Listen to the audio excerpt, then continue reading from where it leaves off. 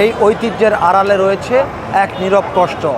আজকে জানাবো সেই ঐতিহ্যের আড়ালে নীরব কষ্টের গল্প। ঘোড়ার গাড়ি বা টমটম, এই ঐতিহাসিক গাড়ি পুরান ঢাকার ঐতিহ্যকে বহন করছে, কিন্তু এই ঐতিহ্যের আড়ালে রয়েছে এক নীরব কষ্ট।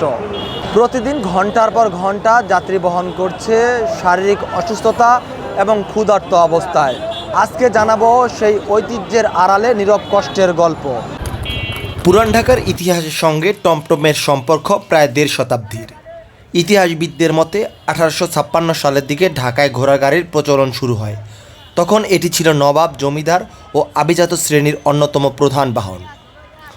সময়ের পরিবর্তনে শহরে এসেছে অসংখ্য আধুনিক যানবাহন, কিন্তু পুরান ঢাকার কিছু এলাকায় এখনও টিকে আছে এই ঐতিহ্য। বর্তমানে এসব টমটম মূলত গুলিস্তান থেকে সদরঘাট রুটে যাত্রী পরিবহন করে। পাশাপাশি বিয়ে, বরযাত্রা, বিভিন্ন সামাজিক অনুষ্ঠানে ঐতিহ্যের প্রতীক হিসেবেও ব্যবহার করা হয় এই ঘোড়ার গাড়ি। ভোরের আলো ফোটার সঙ্গে সঙ্গেই শুরু হয় ঘোড়াগুলোর কর্মব্যস্ততা। সারাদিন একের পর এক ট্রিপ, গুলিস্তান থেকে সদরঘাট, আবার সদরঘাট থেকে গুলিস্তান। চারপাশে বাস, ট্রাক, মোটরসাইকেল, সিএনজি, রিক্সা, হাজারো যানবাহনের ভিড়ে চলতে হয় এই প্রাণীগুলোকে। যেখানে অনেক সময় মানুষের হাঁটাই কঠিন হয়ে পড়ে, সেখানে যাত্রী বোঝাই গাড়ি টেনে এগিয়ে চলছে তারা। ঢাকা শহরটা হয়ে গেছে অনেক লোকমুখী শহর, বিশেষ করে গুলিস্তানে অনেক লোকজন আসা যাওয়া করে। সেখানে ঘোড়াটা একটা রিস্কি মনে হয় আমার কাছে, ঠিক আছে? কারণ ঘোড়া গাড়িটা চলতেছে, আমি নিজেই ভয় পাই যে পাশাপাশি গাড়ি চলতেছে, গাড়ির জায়গা কোথায়, ঘোড়ার জায়গা কোথায়, খুবই কষ্টকর ব্যাপার। এবং যারা যাত্রী আছে এরাও মনে হয় খুব সফটলি যাইতে পারে না, এরাও মনে হয় ভয়ে সদরঘাটে পৌঁছতে হয়। আমার মনে হয় ঘোড়া গাড়িটা বাদ দিয়ে যদি বাসে বা অন্য কোনো যানবাহন ইউজ করে তাহলে সবচেয়ে তার জন্য নিরাপদ হয়। প্রাণী অধিকার নিয়ে কাজ করা ব্যক্তিদের মতে কর্মরত প্রাণীরও রয়েছে মৌলিক অধিকার। নিয়মিত পর্যাপ্ত খাদ্য, বিশুদ্ধ পানি, ছায়াযুক্ত বিশ্রামের জায়গা এবং সময় মতো চিকিৎসা, এসব নিশ্চিত না হলে ঘোড়াগুলোর শারীরিক সক্ষমতা দ্রুত কমে যেতে পারে। তাদের অভিযোগ, অনেক ক্ষেত্রে কর্মরত ঘোড়াগুলো দীর্ঘ সময় কাজ করে এবং সময় মতো পর্যাপ্ত বিশ্রাম বা উপযুক্ত পরিবেশ পায় না। অন্যদিকে টমটম চালক ও মালিকদের কথায় উঠে আসে ভিন্ন বাস্তবতা। তাদের দাবি ঘোড়াগুলোই তাদের পরিবারের একমাত্র আয়ের উৎস, কিন্তু খাবার, ভুসি, খড়, ঔষধ ও চিকিৎসা খরচের আগের তুলনায় অনেক বেড়ে গেছে। ফলে ইচ্ছা থাকলেও অনেক সময় সব ধরনের পরিচর্যা নিশ্চিত করা কঠিন হয়ে পড়ে তাদের জন্য। অসুস্থ পরিবেশের কারণ হলো আমাদের তো জায়গা নেই, স্থায়ীভাবে কোনো জায়গা নেই। আমরা এখানে দীর্ঘদিন ধরে ব্যবসা করতেছি এইখানের মধ্যে দিয়ে। এখন যতটুকু জায়গা পাইছি বা এখানে পাশাপাশি রাখতেছি, আমরা আবার দৈনিকের ময়লা দৈনিক পরিষ্কার করে রাখতেছি। মানে যতটুকু পরিপূর্ণভাবে আমরা পরিষ্কার করে রাখা দরকার আমরা সেটা করতেছি।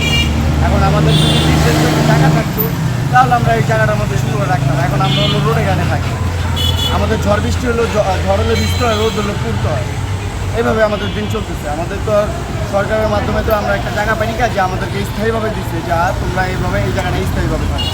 এখন আমাদের স্থায়ীভাবে না পাওয়া পর্যন্ত আমরা এইভাবে থাকি। এটা যদি তেলের গাড়ি হইতো, দেখা গেলো যে বন্ধুরা তেল লাগতো, এখন এটা তো খাবার বোবা জানোয়ার, এটা তো খাবার দিতে হইব। এখন কষ্ট করে হলেও বি চালাইতে হয় আমার, এখন করার কিছু না, যত তো এটা বোবা জানোয়ার, ওর তো আর না খায় রাখতে পারবো না, ওর তো খাওয়াইতে হইব। আর খাওয়াইতে হলে খাওয়ানোর পরে আমাদেরকে গাড়ি চালাইতে হয় কম বেশ করে, সবার সাথে যুদ্ধ করে আমাদের চলতে হয়। বিশেষজ্ঞরা বলছেন, বিয়ে, বরযাত্রী কিংবা বিশেষ আয়োজনে ঐতিহ্যবাহী বহনের হিসাবটা টমটমের ব্যবহার করা এক বিষয়, কিন্তু প্রতিদিন যাত্রী পরিবহন ঘোড়াগুলোর উপর কতটা চাপ পড়ছে সেটি গুরুত্বের সঙ্গে বিবেচনা করা দরকার। একদিকে ঐতিহ্য রক্ষা, অন্যদিকে প্রাণী কল্যাণ, এই দুইয়ের মধ্যে ভারসাম্য আনতে হবে। যুগের চাহিদার সাথে সব কিছু কিন্তু পরিবর্তন হবে। তো এই যে ঘোড়ার গাড়িটা শহরে এটা দিন দিন কমে যাচ্ছে, সেটাই কিন্তু স্বাভাবিক। এটা যদি বেড়ে যায় তাহলে কিন্তু অস্বাভাবিক। কেন অস্বাভাবিক? যে এখন যানবাহন অনেক, যানবাহনের ভিড়ে যানবাহনেই চালানো মুশকিল। সেখানে একটা প্রাণী, সেই প্রাণীকে ওই যানবাহনের ভিতরে গাদাগাদি করে ঢুকিয়ে দেওয়া, মানে এটা আমি মনে করি অমানবিক। কারণ ওদেরও তো একটা ভয় আছে, তাই না? এবং আমি মনে করি এটা আনইথিক্যাল এই সেন্সে বলছি যে ওরও তো জীবন আছে, ওরও ভিতরেও তো ভয় আছে, সেইটাকে আমরা উপেক্ষা করতেছি, হ্যাঁ, অবহেলা করছি। এটা একটা ইম্পর্ট্যান্ট বিষয়। আর হলো যেহেতু এখন যানবাহন হয়ে গেছে, সুতরাং ঘোড়ার গাড়ি ঐতিহ্যের জন্য যে আমরা শহরে ঢুকাই দিতে হবে এইটা কোনো কথা নেই, এটা কোনো যুক্তি হতে পারে না। হ্যাঁ, এটা হয়তো বিশেষ বিশেষ কিছু জায়গায়, হয়তো যেসব জায়গায় যানবাহন কম, শহরের অন্য শহরে, ছোট শহরে যেখানে হয়তো যানবাহন কম, অথবা শহর না কোনো জায়গায় হয়তো ইকো ট্যুরিজম আজকাল গড়ে উঠছে বিভিন্ন জায়গায়, তাই না? মানুষজন ঘোড়ার গাড়ি চড়তে মজা পায়, তখন সেসব জায়গাগুলোতে হয়তো এইগুলো ব্যবহার করা যেতে পারে, কিন্তু শহরে না, বিশেষ করে ঢাকা শহরে তো অবশ্যই না। আইনশৃঙ্খলা বাহিনীর সদস্যরা বলছেন, আমরা সড়কে ঘোড়ার গাড়িগুলো দেখলে এই যানজট থেকে দূরে সরিয়ে দেওয়ার চেষ্টা করছি, তারপরেও আমাদের অগোচরে তারা চলে আসছে। আর ঘোড়ার গাড়ি যখন আসে আমরা চেষ্টা করি এগুলা তারাই দিয়ে এলাকাটা ফাঁকা রাখার জন্য যথাসাধ্য চেষ্টা করি আর কি। তারপরে আমাদের অগোচরে হঠাৎ দু এক জায়গায় দাঁড়ায় যায়, তবে লাশে আমরা যতটুকু সম্ভব রাস্তাটা ক্লিয়ার রাখার জন্য ওদেরকে যেভাবে সরাই দেওয়া উচিত আমরা সরাই দেওয়ার চেষ্টা করি সবসময়। পুরান ঢাকার এই টমটম শুধু একটি বাহন নয়, এটি আমাদের ইতিহাস আর ঐতিহ্যের অংশ। কিন্তু এই ইতিহাসের ভার বহন করছে কিছু নির্বাক প্রাণী। তাই ঐতিহ্যের সংরক্ষণের পাশাপাশি তাদের জন্য নিশ্চিত করতে হবে নিরাপদ কর্মপরিবেশ, পর্যাপ্ত খাবার, বিশ্রাম ও চিকিৎসা। কারণ একটি মানবিক শহর শুধু মানুষের জন্যই নয়, এই অবলা প্রাণীগুলোর জন্য সমান নিরাপদ হওয়া উচিত। এস এম স্বাধীন, চ্যানেল 9, ঢাকা।